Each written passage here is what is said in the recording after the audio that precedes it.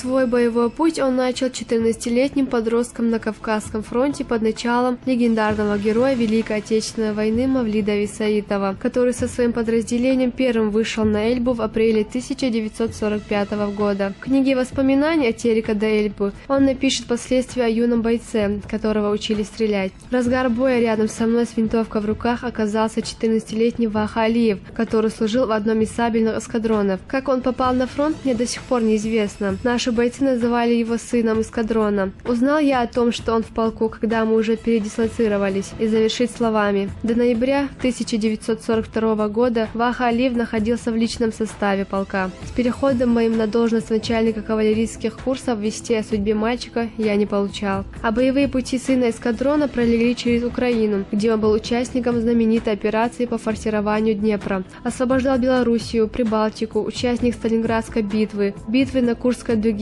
затем осколочное ранение, которое оказалось неизлечимым, ставшее потом в 1979 году причиной безвременной кончины. С фронтовым осколком он так и прожил остаток недолгой жизни. Вот вкратце весь боевой путь, который успел пройти боец Володя. Этим именем его нарекли однополчане. Может быть, суждено было ему дойти до самого Берлина, если бы не еще одно событие, о котором он узнал из письма своего младшего брата Шарпудина. В 1944 году Ваха Алиев долго не получал из дома писем, и когда получил, узнал от брата две самые горестные новости: о смерти отца Амира Хаджи и нелепая и несправедливая весть о депортации чеченцев и ингушей за сотрудничество с фашистами. Боль утраты дорогого человека и чудовищная несправедливость лишили его сна на несколько ночей. И в конце концов, достав где-то клочок бумаги с юношеским максимализмом, он выплеснул свою обиду словами, которые многие боялись произнести даже про себя. Под утро письмо было готово. Адрес: Москва, Сталину. Письмо чуть было не стоившее ему жизни. Вот несколько строк, обращенные отцу народов. «Мы верили в вас, мы служили Родине верой и правдой, не жалея ни жизни во имя победы. Тысячи моих земляков остались лежать на полях сражений от Бреста до Сталинграда. А вы назвали нас предателями? Мой народ никогда не простит вам этого. В то время, пока мы погибали за Родину, вы расправились с нашими матерями и сестрами, не пощадили даже стариков и детей». О своем письме Ваха Алиев никому не сказал, даже самому близкому боевому товарищу Николаю Гипичу. Ответ не заставил себя долго ждать, он был безжалостным и коротким: расстрелять. Кстати, этот эпизод был приведен в качестве примера мужества в учебнике для студентов курса советской истории. К этому времени эскадрон дошел уже до Прибалтики, и уже Берлин казался совсем близко, а значит и долгожданный час победы был не так уж далек. Вахе исполнилось 17 лет, и уже не раз он был представлен государственной награде за мужество. И его арест стал для всех полной неожиданностью, но он никак не повлиял на крепкое фронтовое братство. И только потом он узнает, что его однополчане Гипич из Краснодара, командир полка Барвинский из Киева, Тумаков из Нижнего Тагила, Скляров из Одессы, многие другие писали письма во все инстанции, обосновывая незаконность его ареста, рассказывая о боевых подвигах Володи. До сих пор неизвестно, кому Ваха Алиев обязан жизнью. Кто посмел ослушаться приказа вождя, наверняка рискуя собственной жизнью. Его несколько месяцев продерживали в подвалах и при случае отправили этапом в Магадан вместе с дезертирами, мародерами, словом, с теми, кого он презирал за трусость и нежелание защищать родину.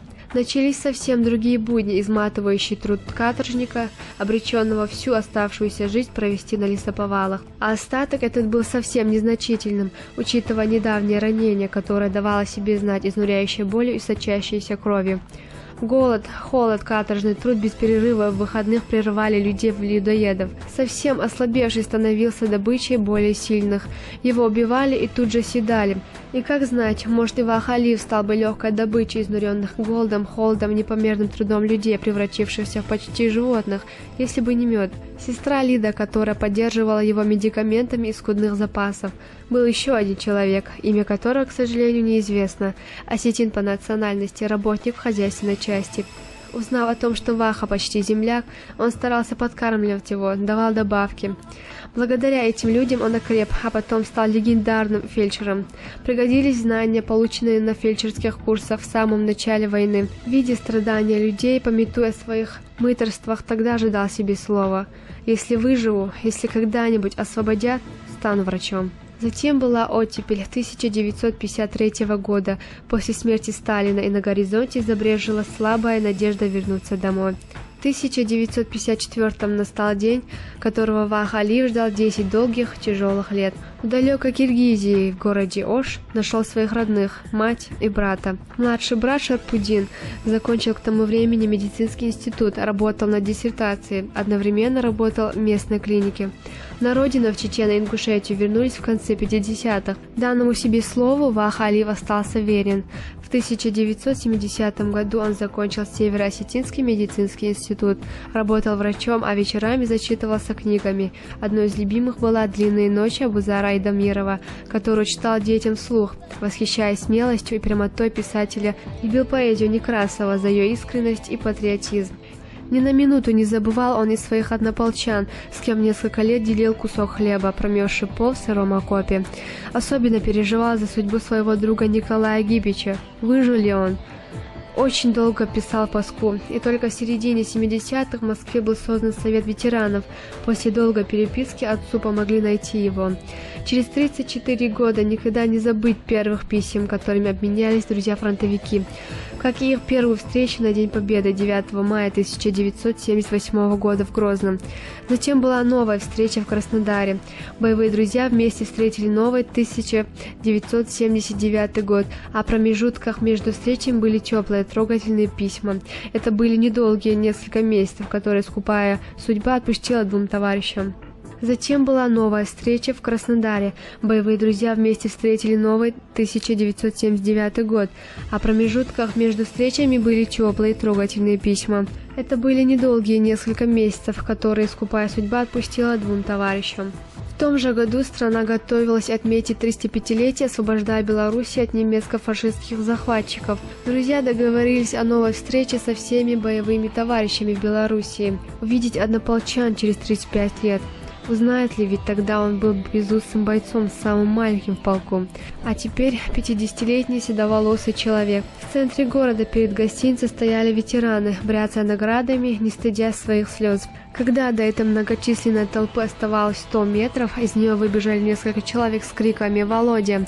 Опасения оказались напрасными, и даже седым и усатым его узнали. Несмотря на то, что Володя был самым молодым из ветеранов, друзья по-прежнему его опекали.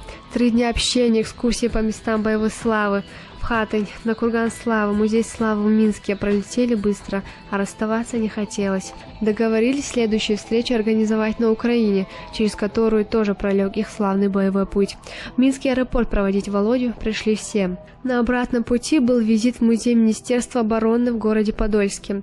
Через 35 лет ему дали свидетельство о его фронтовом ранении и инвалидности 2-й степени. Были возвращены все награды. Справедливость, казалось бы, восторжествовала. А по прибытию домой была срочная госпитализация, сложная операция без наркоза. За его жизнь бились лучшие медики республики, прежде всего его брат Шарпудин. К тому времени уже именитый врач, доктор медицины, 2 его сына Руслан и Тимур, тогда еще студенты мединститута. И настал неотвратимый осенний день 10 ноября 1979 года, который подвел черту под жизнью скромного, чуткого человека, потеря которого с годами все больше становится ощутимой. И был нескончаемый поток телеграмм из разных концов тогда еще Советского Союза. Из Краснодара, Киева, Нижнего Тагила, Одессы, Днепропетровска. Не могу смириться, глубоко скорбим, соболезную.